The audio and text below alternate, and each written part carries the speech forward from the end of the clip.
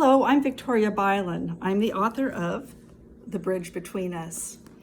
I'd like to start by thanking Tony for inviting me today to tell you a little bit about the book and to share an excerpt. Authors aren't supposed to have favorites, however I do, and this one is mine. At this point, I've published over 20 books, most of them traditionally published. I've recently gone independent, which means I can explore the themes, characters, and situations that are really near and dear to my heart. Absolutely love writing redemption stories. The main characters in this book are Jesse Donovan. He owns a construction company in Refuge, Wyoming. Maren Scott, who lives in Virginia, and also their son, Tim, who's 15 years old. The trick here is that Jesse does not know about Tim. This is a classic secret baby story. So I'm going to read the excerpt starting when Jesse learns about Tim.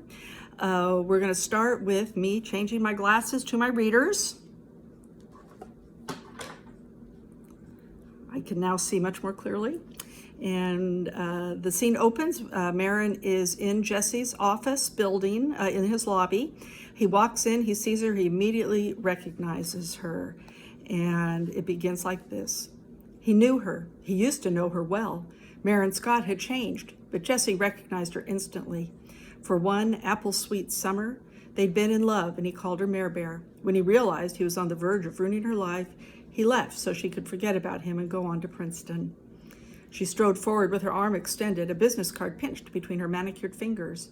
"Hello, Jesse. You might remember me. Maren." He took the card but didn't look at it. "Of course I remember you." Standing ramrod straight with her hair neatly styled, she barely resembled the 18-year-old girl he'd known, the one in cut-off jeans with flyaway curls and sun-touched cheeks. In his mind, that summer in Virginia blinked as bright as the lightning bugs swirling in the shrubs on Aunt Gladys' apple farm. Just as swiftly, the soft green glow faded to a tarry black.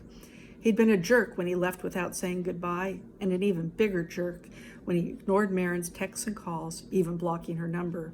He'd been Jesse the user back then. Women, drugs, booze, whatever took the edge off his misery.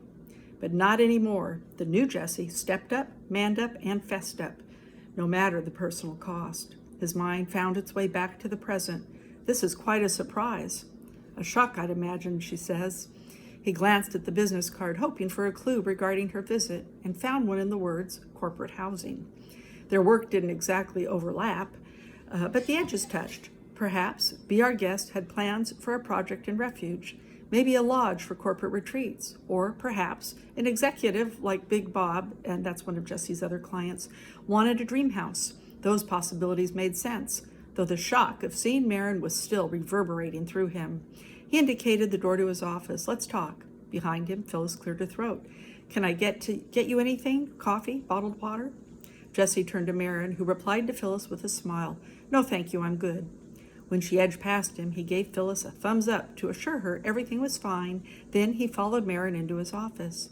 She didn't say a word, no small talk, no random comments, only a thickening silence that put him on alert.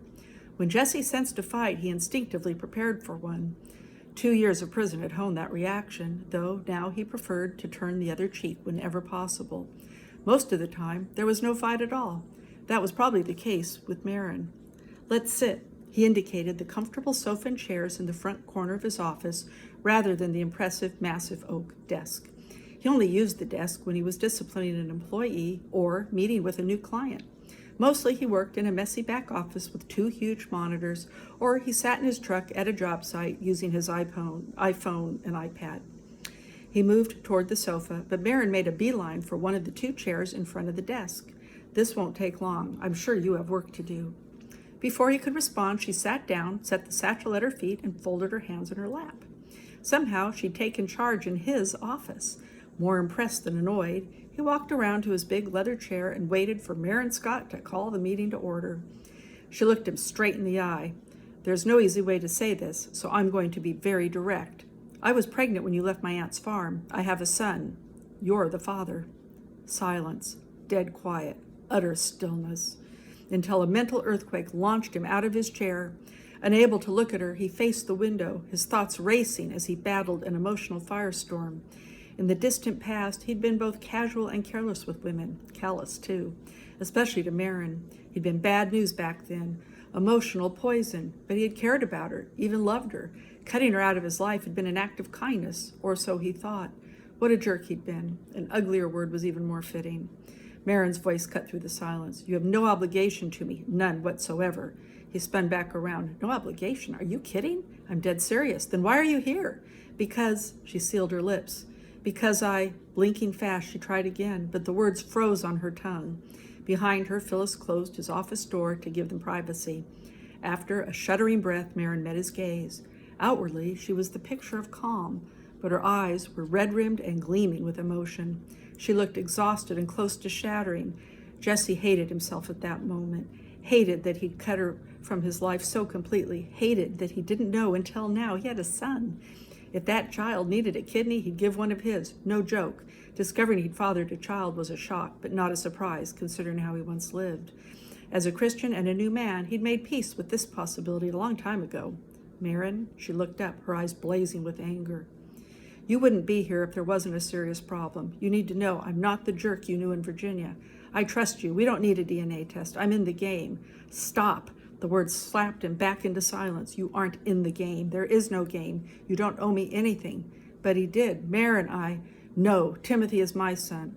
I want just one thing from you, Jesse. Just one. Nothing else. Is that understood? End of excerpt.